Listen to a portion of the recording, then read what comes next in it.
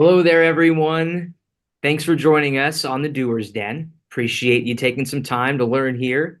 I've got an amazing guest today. But before we get started, I just wanted to let you guys know, lay out here what we're going to be doing on the Doers Den podcast. We explore some stories with some really special guests that have motivated me and just have made an impact on my life. And I know they're going to make an impact on your life. So they took some time to share with us both.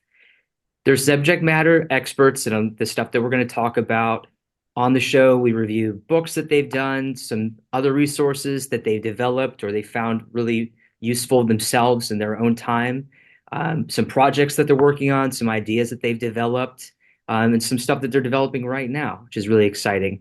We establish some clarity with the stuff that they've developed, their own mindset, and the way that they take on that doer aspect and the way that they challenge themselves every single day. I'm your show host, Josiah Myhock, and the founder of Doers Den podcast. On this episode, we've got Joel Thor Nee. Josiah, great to see you.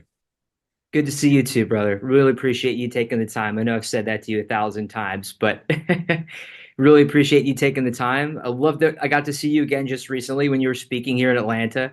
I know you're globetrotting all over the place right now, so even grabbing some time with you this afternoon means a lot. This is awesome. Yep, headed to San Diego on Sunday and then London pretty quickly after that. So busy, busy, but having a lot of fun. That's awesome. That's awesome. Where are you at right now? So I'm in Atlanta today, so I'm back home this week. I picked the wrong week to be home though. This is the hurricane, and it's Man, been a wild morning. yeah, let's talk about that. How was yesterday for you guys? I mean, I shouldn't say it's too bad because I've been through actual hurricanes on the coast and I know how terrible that is. This was a tropical storm by the time it got here. Lots of wind, lots of rain, lots of power outages. And so, not that big of a deal. But certainly disruptive in the area. Yeah. Well, I'm really glad you guys are safe. It looks like it's moving its way north now, so we should be good for a little while. It's kind of nice once these leave, it cleans everything out. It's Mm. it's fascinating to see how, it's like the clearest it's ever been on the other side of hurricanes. I love that time period. Yeah. Yeah. We really needed the rain too up in North Georgia where we're at too. Yeah. We've got a lake on the property and it has been way, way low for about a month and a half now. And really not healthy for the vines to go very long without rain. Like you want them to be suffering a little bit because it's really Yeah. good for the vines, just like it's good for people to suffer a little bit. But it's nice to know that we actually got a few inches, so I have to stress about it when we get home. Yeah. Yeah, it's funny. It is an interesting analogy, right? A little bit of suffering helps, and too much hinders, and just like in life. Yeah, yeah. So Joel, why don't you give everybody a little bit of a background on what you're doing right now? Yeah, so right now, finishing up a book called The Insight Age, and it's about how we're moving from the information age to the insight age, the AI-driven era that we are entering. I wrapped up some time at a tech company called VMware, where I worked in the office of the CEO and led a transformation to SaaS with other teams, and really enjoyed it. Took a lot of lessons from it, and now we've turned those lessons into how to prepare for AI in this next era. And you've got a partner in crime, right? I do. Jamie Temple. I worked with Jamie for about 10 years now. I've worked with Jamie. In the early days, she was an internal employee at the company that I supported as a consultant. And then when I came internal to VMware and then to the office of the CEO, my one stipulation was that I had to be able to hire Jamie because she was such an incredible doer, as you say in your podcast. Yeah, that's awesome. I got to meet her just recently, and she's such a sweetheart, and she's so brilliant. Oh Um, yeah. I'm excited for you guys. It's great to have a partner when you're working on projects like this. Accountability to partner, but also a Yeah. genius accountability partner. Yeah, and literally like a genius. She's brilliant. She's a executor. I'm more of a strategist. And of course I can execute, but it's not my forte. It's not my wheelhouse. And so she's phenomenal at turning the ideas into action. So I did want to give everybody a little bit of a background on your story, going back to let's go back to prior to the academy, really. Let's talk about what got you started on your initiative, getting into getting into the Air Force. Yeah, Where so does that the, start? the story isn't that exciting in terms of getting into the Air Force Academy. I wish, a lot of my friends, when I got to the academy, I ran into people who could tell you what every plane was, and they had been dreaming about this moment their entire lives. And that wasn't me. Like they had, wanted to be fighter pilots since they were knee high. And for me, the Air Force Academy was a place that looked like it would provide discipline. And I wasn't a bad kid, but I definitely needed discipline in high school. And so when the opportunity came about to serve my country, to be a part of something bigger than me, and to get some discipline along the way, the Academy and West Point are the two places I applied to. I got in both, and then I ended up deciding to go to the Air Force Academy. And where are you from physically originally? Where'd you grow up? So I grew up in Milwaukee and then moved around a bit. I finished high school south of Seattle in Washington, called in a city called Olympia. Olympia. Great name. Yeah. Did you have any jobs prior to college? Where Yeah, that so when I was in high school, I had two jobs.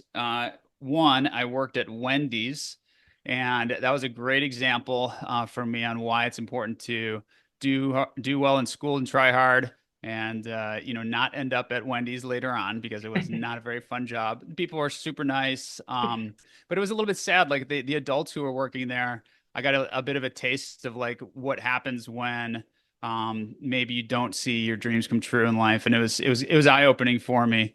They were happy enough, but you could tell that there was something they felt they were missing in life. And working at Wendy's wasn't their dream job. right? My Who would you second say job was that.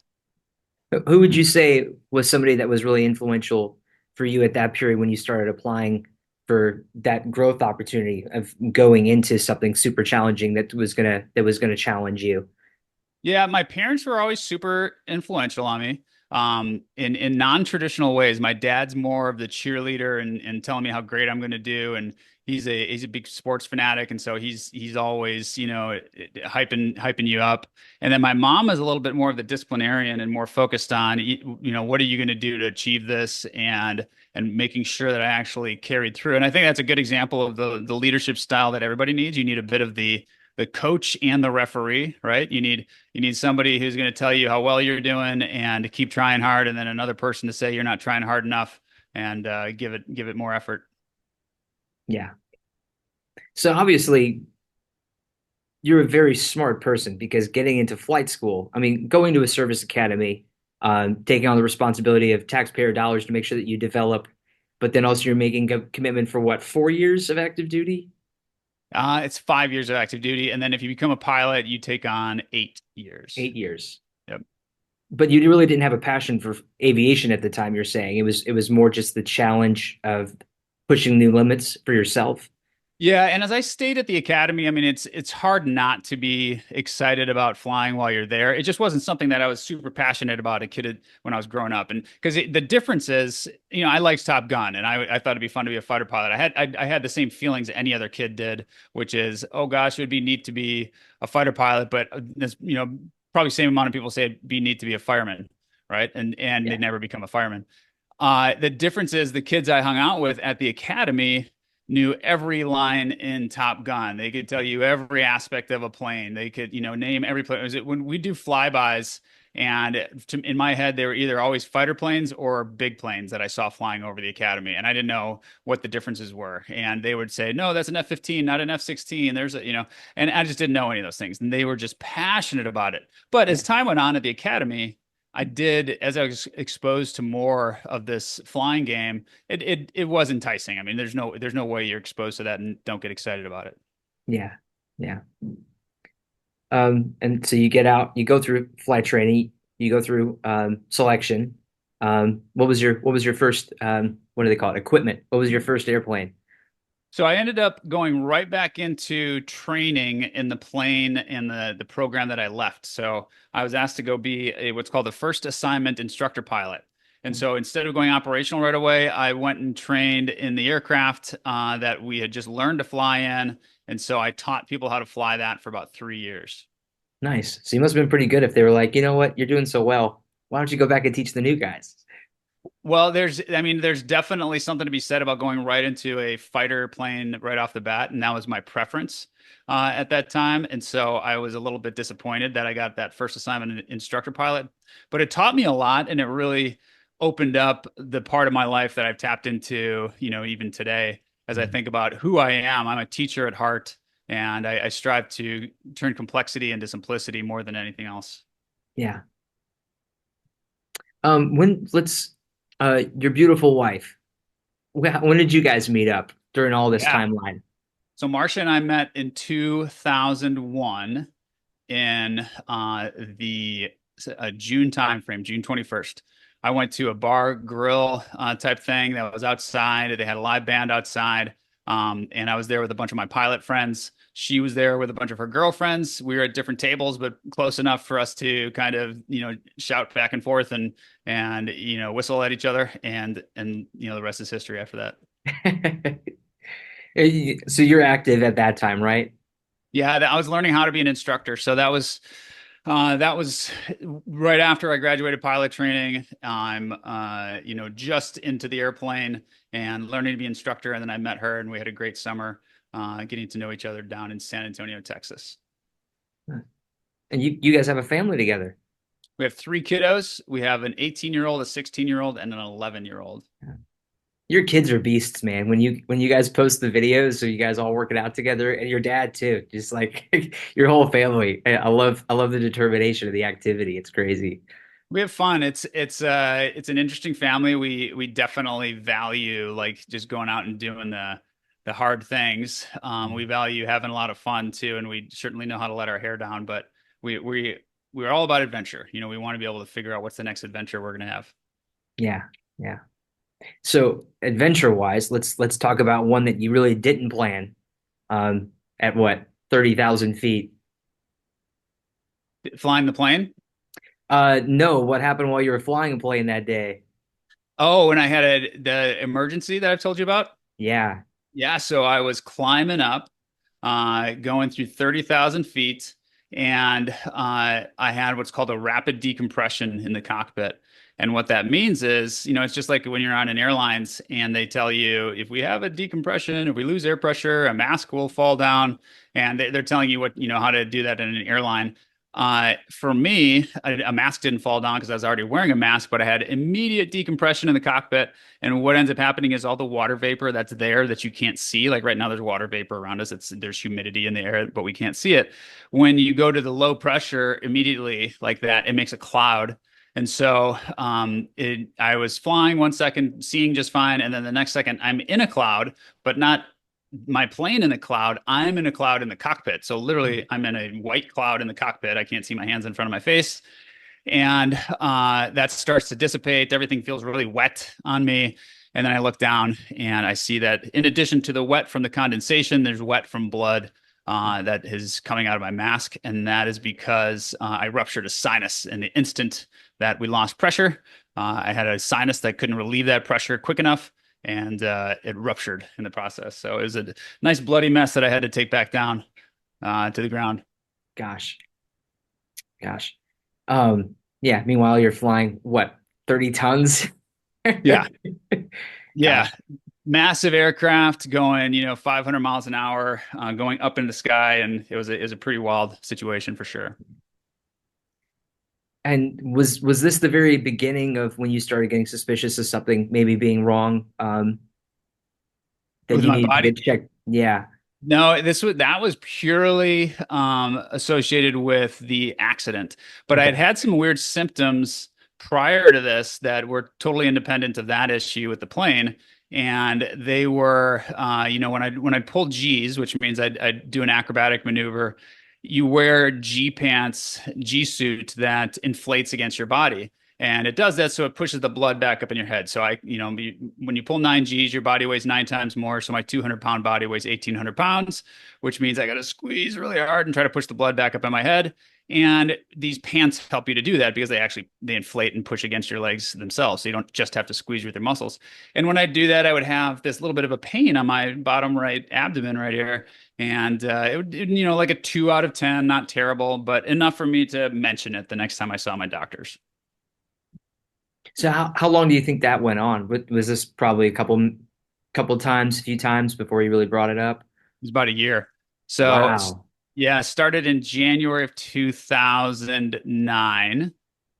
And we documented it. I mean, the doctors would check us out constantly as fighter pilots because you can imagine the plane is super expensive, our jobs are expensive. They want to make sure that we are taken care of, and so we have tons of doc appointments. And so every time I go in, I'd say they're very meticulous, and they say anything else that you can tell us about. And I said, well, it's probably not even worth mentioning, but I got this little pain when I pull G's. It's like a 2 out of 10. Some days it hurts, some days it doesn't, kind of intermittent. And they're like, you're probably working out too hard. Just lay off the abs and the sit ups. And so I would do that for a little while, and then I come back and I say, it's actually still here, maybe a little bit worse now. And they say, oh, maybe you have an infection. Why don't you take some of these and see if maybe it's a bladder infection or something, and we'll take care of it that way. And so I did that, and it's intermittent because what was happening, and we'll get to the punchline. I had a tumor growing, and my body would hurt and be in pain as it grew, but then it would kind of compensate for it. Things would move around, and so the pain would go away. And so it was intermittent as that took place. Pretty remarkable, the human body, the way it's just able to adapt. It's like, okay, tell me what you need. All right, Yeah, we'll move some stuff around. exactly. Yeah, it's Remarkable. I mean to see it as a person of faith too, it's fascinating to see the fingerprints of a creator on everything that we are and how our bodies operate, and it's impossible for me to see that and not think about the designer of it all. Yeah, yeah, pretty remarkable. Timing wise, what was going on in your life, in your family at that time while you're going through all this? It was a really good time in my life. I had young kids, 1 and a 3-year-old. I was interviewing to be the next Thunderbird pilot, which is like their Navy's Blue Angels, except it's the Air Force demonstration team. So really competitive. Only a few people, of course, are on the team each year out of many, many pilots. And so it was down to me and another guy. And then I had to pull my name out of that hat as soon as I found out I had this cancer, of course. But yeah, that's what happened. Yeah, yeah. So a lot of challenges going on there. Yeah. Um, I'm sure that was pretty uh destructive mentally at the time, having to deal with that at the same time because you're just somebody who pushes the limits all the time. So It was definitely disruptive. It was surprising. I was bitter over it too. It's one of those things where if I had made mistakes and I had done drugs or something like that, then I would have said, all right, this is, just kind of the cause and effect relationship. But up until that point, I had not really, done anything dangerous with my body besides hurtling it through the sky in an airplane. And so I was bitter and angry that this was taking place, and of course, not the appropriate response. Nobody earns the bad things that happen to them medically. But it was just how my brain was reacting to it in that moment. yeah, really faith challenging, I'm sure, at the time too. And scary for Marcia and the family too. Yeah, it definitely challenged everything. Kind of got us to shift our priorities immediately and just think about what mattered and how we could both go after beating this cancer, but at the same time living the life that we wanted to live in this moment. Yeah. Reframing things. I guess at that point you had to decide, look, I mean, I have to step away from my career and this lifestyle. Um, what do I do with my time now? Because you're not the kind Exactly. of person who's going to sit still now. Yep, you got it. Yeah, So where it did you go was. from there? So at that point, I mean, I had to sit still for a while because they did massive surgery. They pulled all or part of 4 organs out of me, and so it was just this incredible, surgery and disruption that took place. And then went on to do chemo for about 8 months, and then just a pretty traumatizing period initially, and then I settled into my new normal after that, and that just became, how I existed. Um, taking that time to rest, and then how long before you brought on your next challenge to get moving again? Yeah, so after I finished chemo, I was I remember going to the flight doctor and saying, "Hey, I want to get back in the airplane." And the doctor said, "Well, you have a really high recurrence rate for this cancer, and I don't know if you looked it up, but it has a high mortality." And I was like, "No, doc, I didn't look it up." And it was just super insensitive and a kind of a bad conversation, left a bad taste in my mouth. And so what I ended up doing was I went and got I went and did the physical fitness test, the Air Force physical fitness test, and I aced it. And there's only like 3% of the flying population that gets 100% on that physical fitness test. And this is after chemo and everything else. So I worked really hard to get there. And then I brought that in, that document that said I got 100%, and I threw it across his desk. And I said, I'm out there acing your physical fitness test while you won't let me get in the cockpit. And he said, "Okay, I'll put you in the cockpit." Wow, that's remarkable. How did that feel getting back in the cockpit? It was good. It was something I wanted to prove to myself. The Air Force offered to medically retire me, which means they would have given me money for the rest of my days. They would have, given me medical care for the rest of my days. So, and on paper, it's what I should have done. Like it definitely, I would still have benefits from that to this day, but I fought it, mostly because I just didn't, it felt like I was giving up. It felt like I was thrown in the towel at that point, and I wanted to try to get back in the cockpit and continue the life that I used to have, at least for a bit. So back active duty. What's the timeline here? What year is this? So I'm in 2010 when I got cancer, 33 years old, peak of my health and, feeling great up until I got this news. And then I'm back in the cockpit in 2011. So within about a year, I got back in the cockpit. And then you're back in the cockpit for how long? I stayed in the cockpit for another 2 years, and the reason, a couple reasons. One, I was so happy to have gotten my life back, quote unquote, and to be able to get back in the cockpit, and I wanted to enjoy that. But I also wanted to figure out what I was going to do next. One of the promises I made myself when I had cancer and that got the diagnosis was that I was going to not have this be my entire life, the flying aspect. I wanted to do other things in my life, in other words. And so during the last 2 years, I went and got my MBA at UT, University of Texas, Hook'em Horns. It was just up the street from where I was at in San Antonio.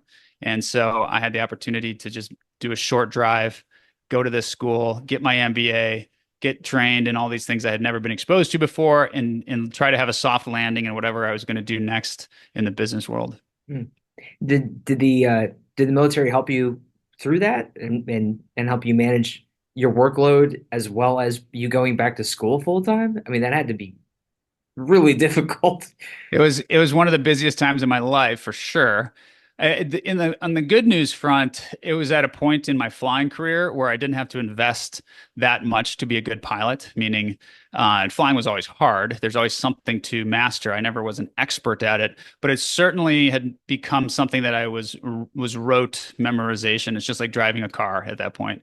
And so I was able to do it without putting in too much mental energy. And so I had a lot in reserve, and going and getting an MBA took all of that. Hmm. And it took all my time and my energy that I was able to funnel into it. The Air Force didn't help to do it, but they allowed me to take leave. They weren't super excited about it.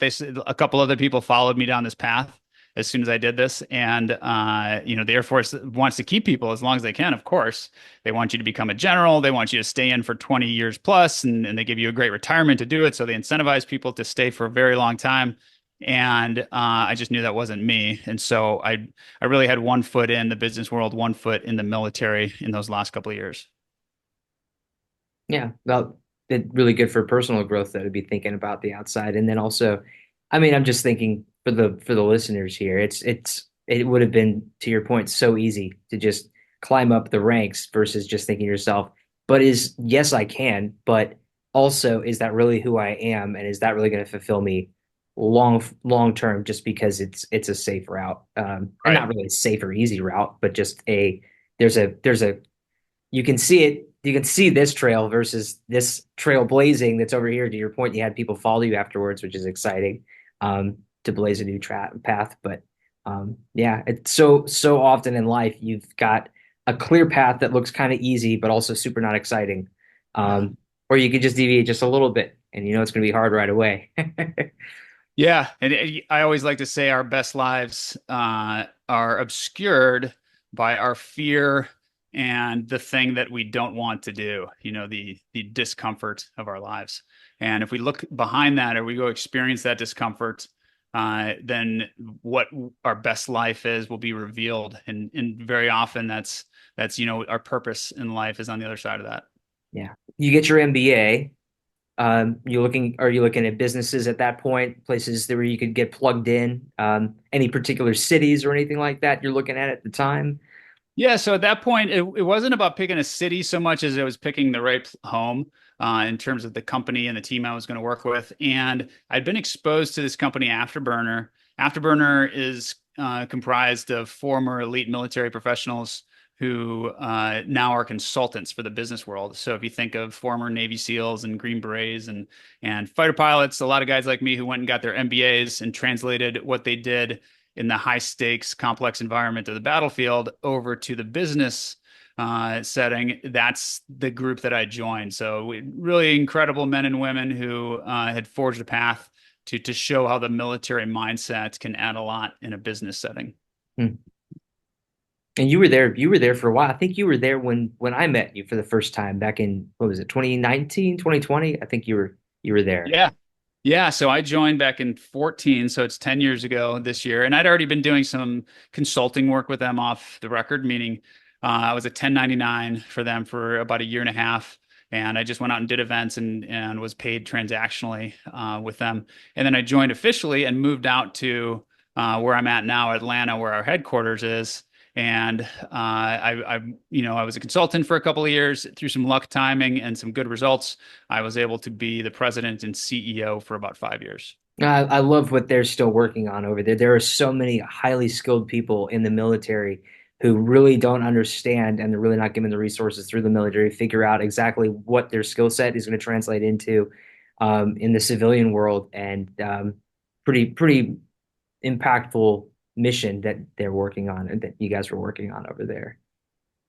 Yeah, you said it, Josiah. I mean, what we learn to do in the military is just so amazing in the sense of at 23 years old, you are flying 3 feet away from another airplane. The airplane costs $50 million. You're going faster than the speed of sound. And you are pulled through this transformation by the power of an incredible system, an incredible team that you're surrounded by. And as you exited a fighter pilot at 23 years old, you're left so transformed. And there's just this feeling of, wow, whatever I went through, that was amazing. And then for me, what I ultimately said was, whatever I went through, I want to bottle and turn into a business, whether it's Afterburner or doing what I do now, preparing companies for AI, all similar themes of transformation. Yeah. Real quickly, I want to let people know, encourage them to check out you've been on American Ninja Warrior Yeah. once or twice now. Four, four times. Four Yep. times now. That's amazing. Um, I don't think the latest one's been released, right? The latest season that you're on. Right. Well, it's aired, but they're getting ready for another one, and hopefully I'll get the call to go join that as well. We did apply for it, my dad and I, and my son, all three of us. So three Oh. generations of Neebs. Hopefully, we'll be Neeb ninjas out there. Yeah, so I would encourage people to look those recordings up online, then look for the newest seasons when it comes out. And just one of those things that really impresses me. It's for most people that would be like a highlight for you is for your entire family. It's just like one of those things you're like, I just want to push the envelope in another direction. Like let's try this too. And that was really post cancer what my Right. mentality has been. Let's try everything. And then of course the little secret, and maybe not so much a secret, is that I fail constantly when you do that. So the point is not is saying nobody's really keeping score. Nobody knows if you polled your audience, nobody, one person out of a billion would know how I performed on those shows. So the performance doesn't matter. It's just going out there and doing it and being a part of these things. And that's what I've kind of built my life around since cancer. Yeah, yeah. I think it's the same thing most of the time when the Olympics comes around every Yeah. 4 years, and is you watch it and you love it when people do really well, but it's fascinating seeing people of all ages. Just behind the scenes, they've been at Worlds and they've been training a lot of them since they were tweens, and just seeing the effort and the sacrifice and the ability to be vulnerable in front of people around the world on cameras, it's there's a strength, but also an inspiration there for just about anybody sitting on the couch watching at Yep. all ages, because the massive majority of the world's population will never get up there, but you can't not be motivated by seeing somebody push the limits physically and 100%. mentally. Yep, and it's a great reminder that we are rewarded in public for those things that we've practiced in private over and over and over again. And even the Olympics, we had some incredible performances in the Olympics. I don't think I could name one Olympian. I'm trying to think if I can.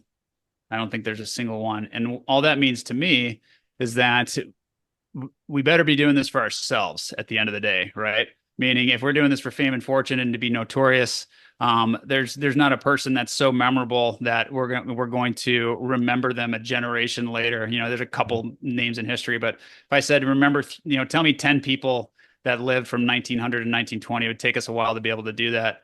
Uh, and that's just 100 years ago, because the world's just not keeping score like we think it is. And so we need to go out there with abandon and, dance like no one's watching, because they're not. I like that. Go out there with abandon. I love that. And so you're working on some really exciting stuff that you've just recently gotten me into in the AI world. Yeah. And yeah, what was a big wow there for you? Pretty new, I don't want to say new field, but new for leaders trying to starting to embrace it. There's Right. in my experience in the IT world, there's a lot of people starting to use it. And there's a lot of pushback from above on, okay, you're making your job too easy. I feel like you're not really taking this seriously, whereas you're working with a lot of early founders and leaders and trying to teach them, like, look, this is really a great tool. Right. Don't don't skirt it just because you don't understand it fully. Yeah. I mean, we see this every time technology comes around, and I saw it the first time with calculators. As calculators came out, and people said that's cheating. Why would you need a calculator? And of course, all a calculator did was it allowed us to take the minutia, the arithmetic out of the equation, and then we could focus on the logic of it and look at how the formulas actually interacted. You have to have some rudimentary understanding of arithmetic and be able to, do your times tables, for example, to be successful, but that's about it.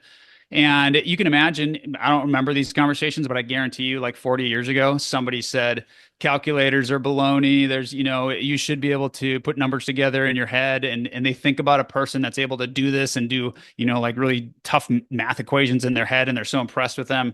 And that doesn't even register in our brains as something that's significant today, because who cares, right? Yeah, Same thing with memorizing facts. 25 years ago, it was extremely impressive to memorize a bunch of facts, and just whether that's sports trivia or medical information or fill in the blank.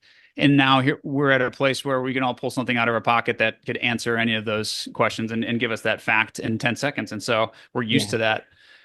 And then the thing that's changing now, Josiah, is we're moving out of the information age where information is universally accessible, just data. And it's now going to be insights. It's going to be ideas. And so your great idea, my great idea, somebody else can have it just as quickly, just as I could use my calculator to come up with the answer to a math problem, or Google a fact in the future, an idea, meaning information that's focused, that tells me what to do, how to do it, why it's important. That is what's going to be the defining characteristic of this next era. yeah. I've seen that a lot in the datascape across software systems. There, you've seen the term, or not the title, I should say, analyst, Yeah. and the word analysis in basically every role. And it's to your point. It's learning how to use systems and protocols and softwares to be able to build an insight. Yep. And we haven't really called it an insight, but that's to your point. That's the direction we're going in. The data, the numbers, the insight is there. It's really about being able to interpret it, and that insight that the AI generation is, or the development, and the development of that landscape is really going to be giving people. Yeah. When my dad learned how to fly, I think he was 20 or 21 maybe when he learned how to fly. And I remember him telling me that his instructor at the time made him use a slide rule. Yeah. and just how rudimentary it was because he was just so backwards. He's like, "You're going to do it the way that I did it. You're going to do it the way that, Earhart did it, really Right. for no reason. It's just because you're going to do it that way." I saw that with GPS. We used to do what are called polar coordinates. We used to measure everything off of radials and distance. And we got really good at that. And then GPS came along and it didn't, took away the need for it. And then we had instructors who kept doing it. And they could kind of tie the logic together. They would say things like, well, the better you know the fundamentals, the more you understand why GPS works. Or they would say things like, if your GPS ever fails, you're going to have to do this, but nobody even thinks like that anymore. It's not like we teach a kid how do you read a map, right? Like, does that matter that they don't know? Like, are we really worried about the time when, my Google Maps is going to go away and I have to figure it out on my own? It's Yeah. not that big of a deal. It's just antiquated thinking, and we're running into it again with leaders who are pushing back on AI to their own detriment. It's Mhm. it's it's going to mean their own professional demise, and they have to go figure out something else to do. Yeah. Yeah. And figure out something to do or make room for a new developing leader who's not scared of starting to understand those insights or at least the tools that Exactly. add that value. Yep. So right now you're working on a book, Mhm. Inside Age. Yep. And the tour that you're on right now is that specifically for leaders in the field that are struggling to bring this on, or are these people that they're curious about it, or their company's curious about it, and they're sending them to try and learn more and not be as scared by it at what's coming their way. Yeah, what it ends up being on this tour is we just talk a lot about how do you prepare for this next era. If you look at my posts on LinkedIn and social, you'll see a lot of interesting ways that I'm using AI. It'll definitely spur your imagination for how to use it. But what Mhm. I'm really interested in beyond those little point solutions, let's call them, I'm interested in how do companies prepare at an enterprise level for AI? How do you transform your company into an insight factory so that the data that you collect acts as inputs to develop insights over and over and over again? How do you train your culture to then look at those insights and prioritize them and say which ones are consistent with your strategy, with your values, and with the direction you want to take the organization, and then communicate them to a culture and a community that's change ready, not change weary? And then finally, now that we have those marching orders, do we have an operating model in which we can very quickly turn insight into impact? Can we turn this idea into execution very quickly? And that's really the test of this new era. The insight factory with a culture that supports it, with an operating model that turns insight to impact. And very few companies are ready for that. Yeah. What's your vision for where you see this going over the next, let's say, 3 years? I don't want to say 5 or 10 years because that's just not realistic. Yeah, so what's going to happen over the next few years, you're going to see point solutions increase. We already see like individuals and small teams using AI, and they're automating right now. What I recommend you do is consolidate, automate, delegate. And so consolidate means let's make sure we have the right processes that we want to automate. Mhm. We don't want to pave over the cow paths, as they say. And what that means is I don't want to take the uneven road of my processes that are broken today and pave over them and automate them with AI. I want to streamline them first and then use AI to automate them. And then I want to delegate authority to humans. So AI should not be making decisions. It should be informing us with insights, and then we make the decisions that are consistent with our values and our empathy. Yeah. That's really where the innovation side comes from. And you see a lot of companies throwing that word around and they're all putting together like these little cohorts internally. Yeah. And they're using the word innovate, but they really don't know what that means. They just mean like new. Just come up with something new. Let's put a bunch of like the people that we think are the smartest or just the most confident and let's put them in a room and let's call it an innovate lab. What I But see is a lot of evolutionary iterative change, and what they should be pursuing is revolutionary change. And so if you look back at the dot-com days as they, bolted on a website and they would say, we're now in .com. And all they'd really had done is put a website out there that says it's a counter and says you're the 10,000th person to view this website. I remember that happening in oh the early days gosh. of the internet. And that was their version of being checked in the box that they have, they're in the internet era. Yeah. And then you see other companies that are born in the internet doing it much better than that and now dominating. So for example, Sears. has, it had the Sears catalog that we all used growing up, and I would circle Christmas presents in it, things that I wanted. There's no reason why we don't go to Sears.com today and buy our Sears Prime shipments, right? Just like Amazon Prime. The reason is because they weren't able to make that transformation. Amazon showed up and beat them at their own game. They took their own brand. Sears owned the brand for how you do this. Literally, it was the same process. It was just on paper instead of on the computer. I would go through it and pick the things I wanted and circle them, and I'd get them. And it was a very easy lift and shift, but they didn't do that. Instead, they did this bolt on, here's a website, Mhm. and they didn't completely transform things. We have a lot of those stories, whether it's Blockbuster Video or Kodak, or we can come up with a ton of them that weren't able to make the revolutionary changes. They stayed evolutionary instead.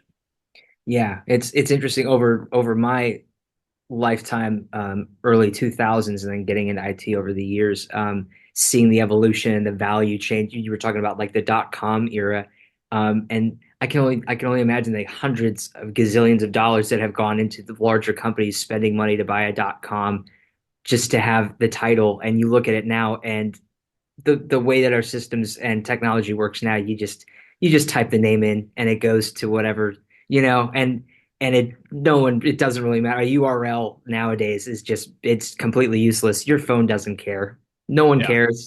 It's gonna take you there. Just type in the keywords. But that was a value that kind of pointless now. To your point, I mean, if you have a product and you're selling it on Amazon, or even if you have your own website and you've got the right language, you don't need to be wasting your time and overthinking certain things. Just being insightful, being original, taking the product and taking the process seriously. It's gonna get you the value add at the end of the day, that you need Got as a it. as somebody who's coming up with original ideas and original products. Exactly right. So tell me about how you're making this happen right now. The value add for this tour that's taking you so far away all the time. Yeah, so writing the book, about done with that. I'm doing a lot of keynotes right now, a lot of workshops. We do a workshop where we simulate Blockbuster Video in 2004, and everybody in the room gets to play the executives of the company back in 2004. And they are the executives with perfect foresight, meaning they know what's going to happen. They know that they're going to get beaten by Netflix, that their company's going to go away. And so their job is to build a plan to make that not happen. And what we find out is it's actually pretty hard to right the ship in that moment. And we think that, we look back at those leaders, and I think a lot of us said they made dumb decisions or they were just lemmings marching off a cliff slowly because we all saw this happening. And when in reality, they had a lot of inertia to overcome from a culture and an operating model perspective and a financial perspective, which made things extremely difficult. And so the lesson there is even with perfect insights, which is, time traveling gives us perfect insights. AI is going to give us really good insights. And even with really good insights, unless we have the culture and the operating model to support that change, that it's not going to matter. Yeah. What are you seeing, like current challenges that that you're seeing these companies and these folks that you're developing? What are you seeing them overcome from the challenging standpoint while you're with them and when they're reaching out with you? I imagine some of them are staying in touch with you after these sessions and hopefully giving you some feedback. Yeah. They're extremely fragile companies, even if they don't know it. And by fragile, all I mean is that it doesn't take much disruption for things to go badly very quickly. And one of the leaders is a COO of a huge company said to me, it looks like we built success. It looks like our success, if you drew it out, it was a big tower that went into the sky and it went super high, higher than any other tower. And they said, but if you look closely, the tower is really just scaffolding. There's nothing underneath it. There's no structure. And I think that's a really good analogy for this Mm. era that we're in right now, where things are extremely fragile and you couple that with the disruption that's coming, and it's a very dangerous recipe Yeah. for this next couple of years.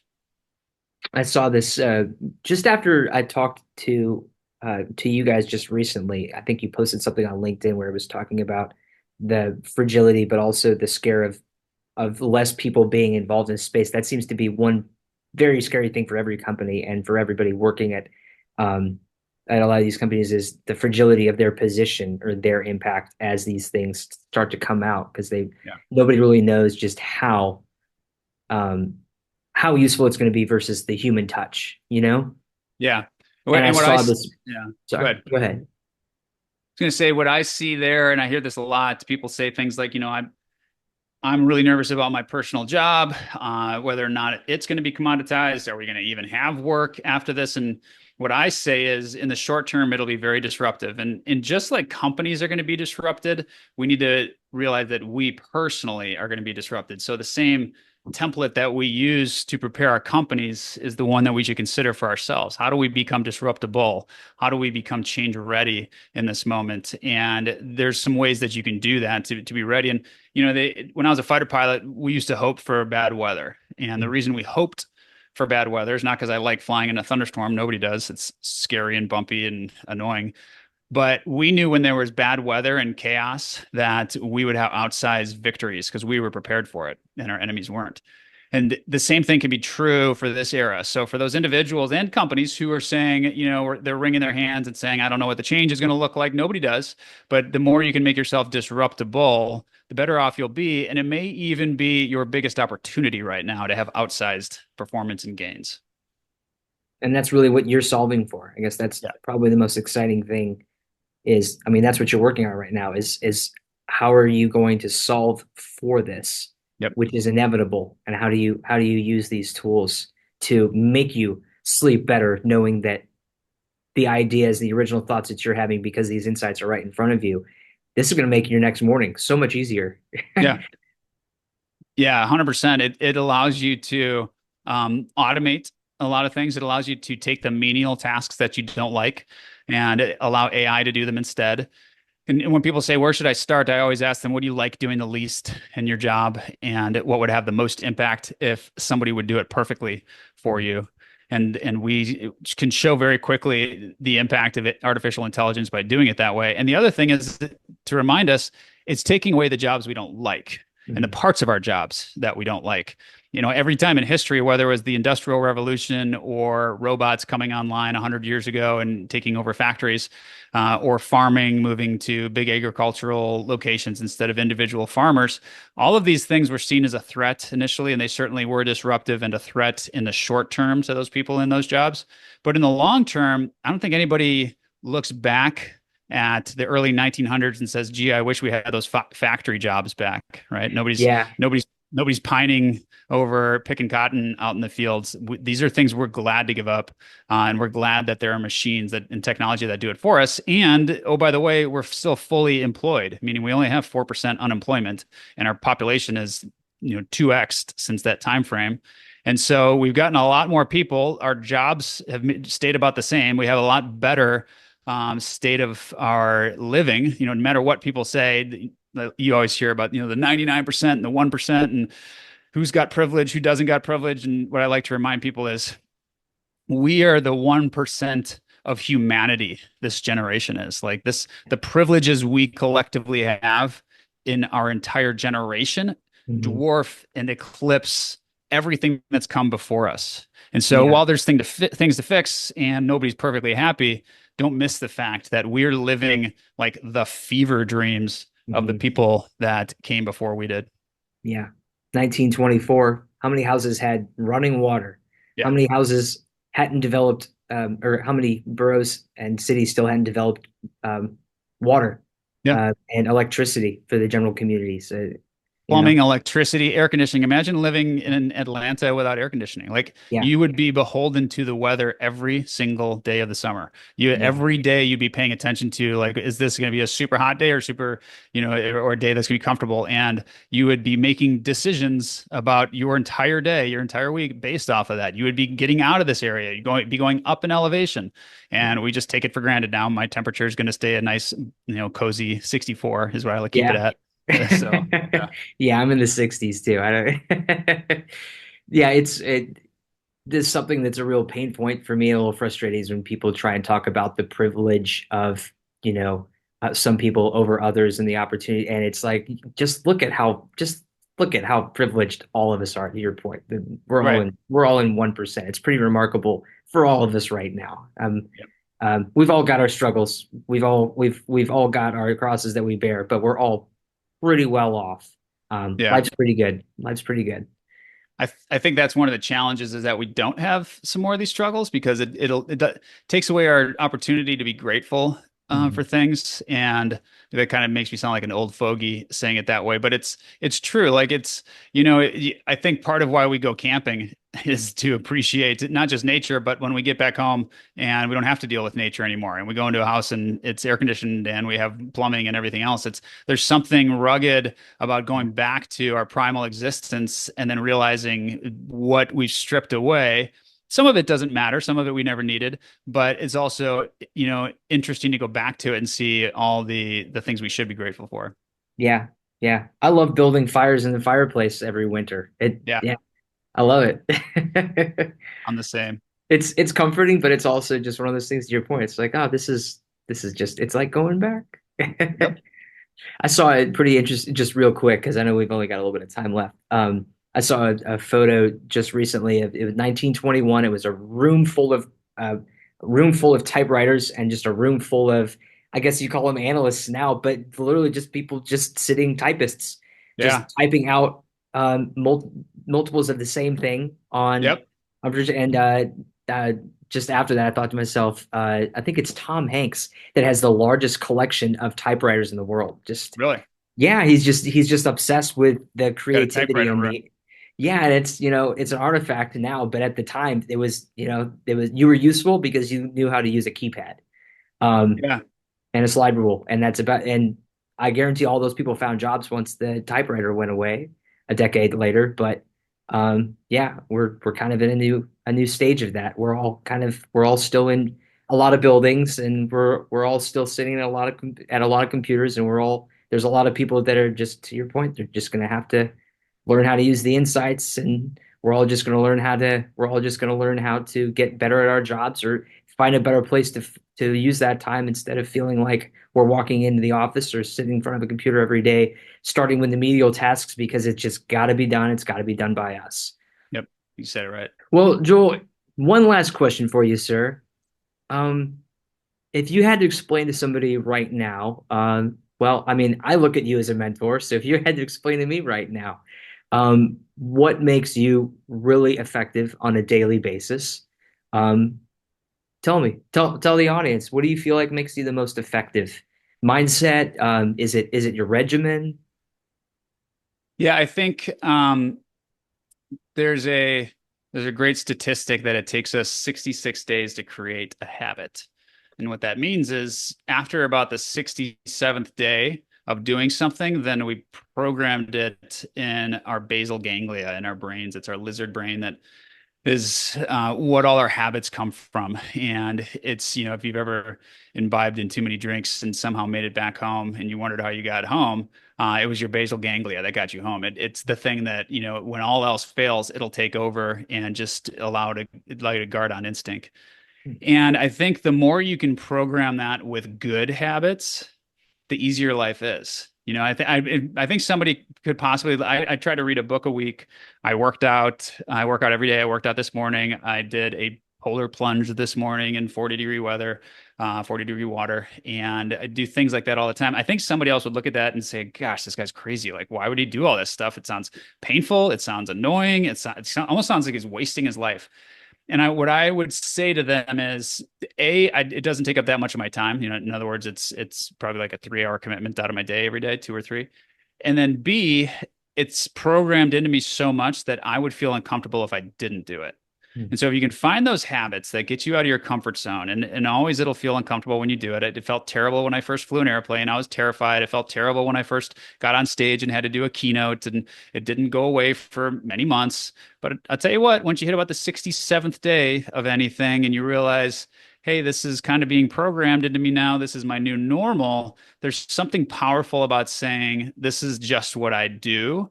And if what you just do without breaking a sweat or your pulse going up at all is sets you up to do other things incredibly well, then that's the secret to life. And then the second thing is to realize you don't have to do any of this, meaning you're enough as you are right now. You don't have to do polar plunges. You don't have to meditate. You don't have to do any of these things. You are exactly what you need to be right now to be happy.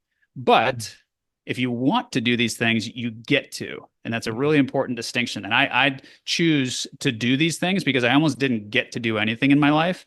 And so it's an adventure for me to find new habits to add and program into my basal ganglia. I love that. And I really needed to hear that too, to be honest with you. That's one thing Lauren's been drilling into me the last almost 4 weeks while we've been going through everything while I'm out here in MD Anderson is I just feel like I'm not doing enough. And she's like, no, this is just time to be the patient. Like, you just need to give yourself some grace. Like, right now isn't the time to try to be doing a lot. It's right now, you need to be right here, focusing on the things that you can physically control and let me control what I can control. And Yeah. it's tough, but to your point, like right now, this is what I need to be doing. And then I can get back to bigger things. But push-ups throughout the day, talking to amazing people like you, who lift me up and who lift up other people and give me stuff to think about, like the Inside Age, and make me look forward to your book coming out and working through those videos that you sent me, which is great, and building my IQ and my EQ at the same time. Awesome. Joel, how can people get in touch with you if they reach out to you? Yeah, so the best way is probably LinkedIn. I'm very active on LinkedIn. We're posting about our book there all the time. I do impact stories for AI. I give you use cases for it, and I think you can follow me and start a conversation pretty quickly. I'm active in the sense that I respond to everybody, and so that's the easiest place to find me. Awesome. Well, brother, it's been an honor having you on the Doers Den. I really appreciate you taking the time. I know your time is just so important and so spread so thin. So it means a lot that you took the time for me and for the audience here. Appreciate you sharing all of those amazing stories and experiences that you've been through. You continue to challenge yourself through um, your service to our country, and your mindset is just inspiring to me. And I love you, man. I appreciate you more than you know. Love you too, brother. God bless, and it's great to connect here and in our personal lives as well. Great to see you last week. Take care. Be safe on all those travels, buddy. Thanks, man. We'll see you.